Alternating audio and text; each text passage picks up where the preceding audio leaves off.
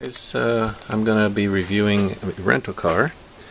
I've decided that I'm going to rent cars to test them out before I look at buying a new one, which is probably the best way. Luckily Enterprise has some good specials for the weekend, so this is my second one. My first one was a RAV4, which they gave me because they didn't have anything else left, and actually I was very impressed with it. I currently drive a Jetta here with diesel, and I'm hoping for that buyback from them because it's been, from 2011 onwards, a not so good car. So here's the Sentra. Now, first thing I can look at is the trunk space, because they always boast how big the trunk space is in a Jetta. I'm not sure if you can see that, but you know what, it's a little bit less. Yes, a little bit, not much less. Of course, you can get the specs online. This one, being the SV, has supposedly keyless entry, but anyhow, I'm 6'2", roughly 240 pounds right now.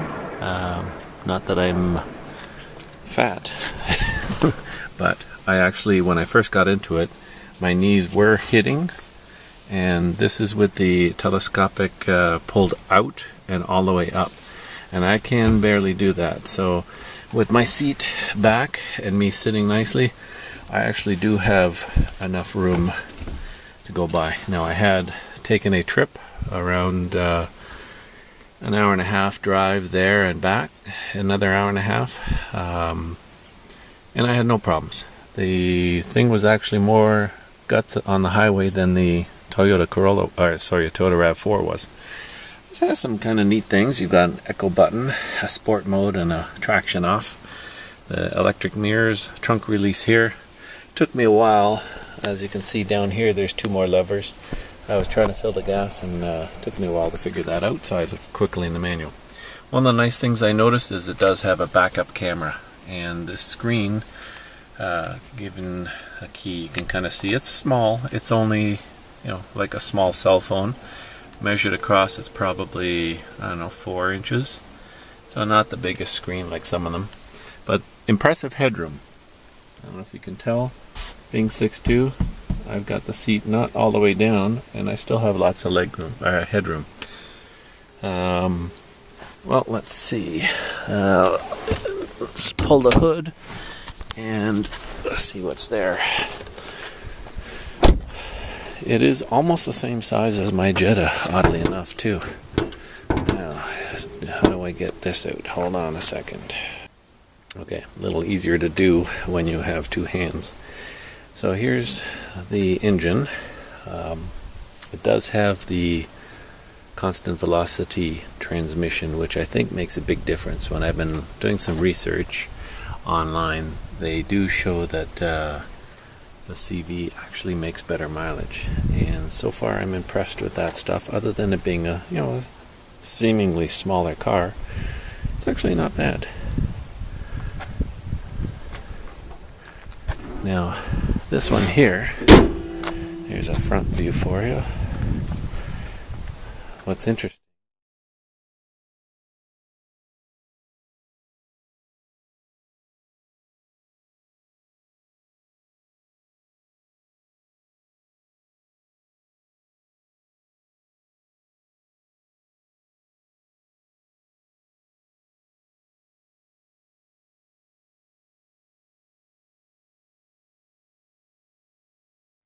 anyhow, on to the drive. Okay, just to give you an idea, here is a small backup camera. Actually not bad. Just a small display, just to give you an idea how small it is. There's my Nexus phone, Nexus 5, so it's almost the same size as the Nexus 5. I've got my own GPS I put in here. So, we shall drive and see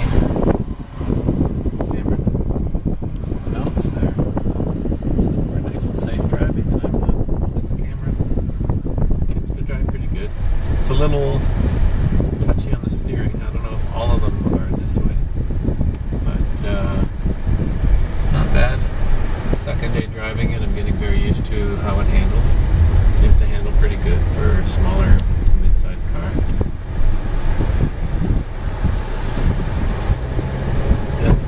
fairly good pep, as I mentioned before.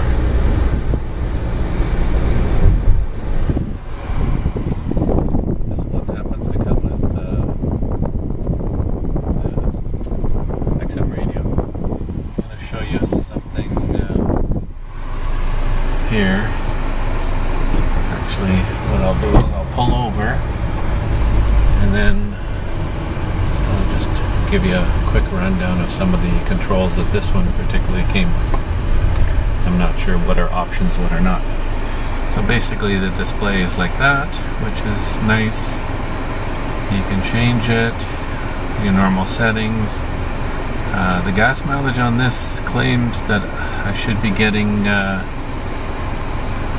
believe, now this is liters per 100 kilometers, so you have to do your conversions.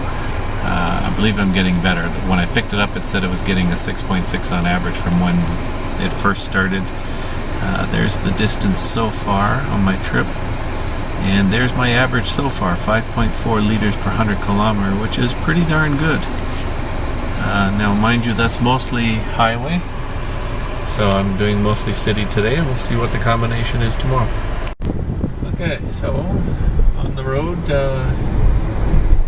giving you an idea of how it rides. It rides pretty good. It is. It's definitely not a small car. I've been in small cars and they've run really rough. And it's not obviously a luxury car, but it's an overall good ride to it. Good feel, fairly tight.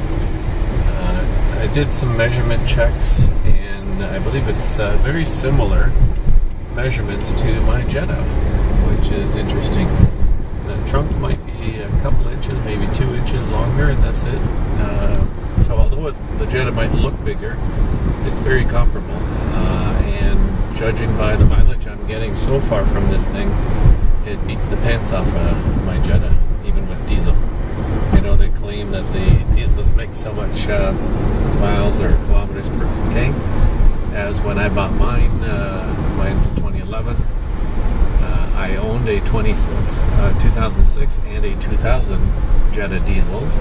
Both of them would easily get 9 to 950 when I filled up till the light come on saying you're gonna need gas. And then when the light was on, I could still go around 100 kilometers, which is 62 miles, before it would actually be empty. My first trip, long trip on my 2011 Jetta, actually the light came on, and within 40 kilometers, roughly 25 miles, I was almost down to vapors. So very disappointing. Had me in a lurch when I was traveling. Anyway, that's my Jetta. This thing here is not bad. I'm actually impressed with the Nissan. The road noise is not too bad. I believe the Toyota RAV4 was just slightly better road noise. Then again, it had bigger tires and probably has a little bit more insulation. One nice thing, on a small car, this is actually cushy. Now, further down and on the doors, it is actually hard plastic. But to have the cushy stuff on a small car, fairly inexpensive like this, is actually kind of nice. Adds a bit of a touch of class. And then around the door handles, you notice that this is all nice and very cushy and plush, which makes it a little bit more upscale, especially since my Jetta is all plastic. They really cheaped out. If you haven't guessed so far, I'm very disappointed in my newest 2011 Jetta, which is still the same style today. A lot of cheaped out features, and I still paid 30 grand Canadian for it. So, what else can I tell you about this car? The armrest is kind of nice. If you push it back, it opens up, has a Bluetooth and then the auxiliary jack back there underneath a little tab here. What I really like, being a tall person, is I can actually put that forward and actually make use of the armrest. My old Jetta did not only that, but it would ratchet up so that I could go higher, which, being a tall person again, is nice. However, the new Jetta does not move.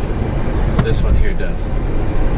So I'll go through some of the specs maybe with you on my computer, maybe do one more walk around and talk a bit more, but overall I'm saying this is a pretty good car from what I've seen and driven of it.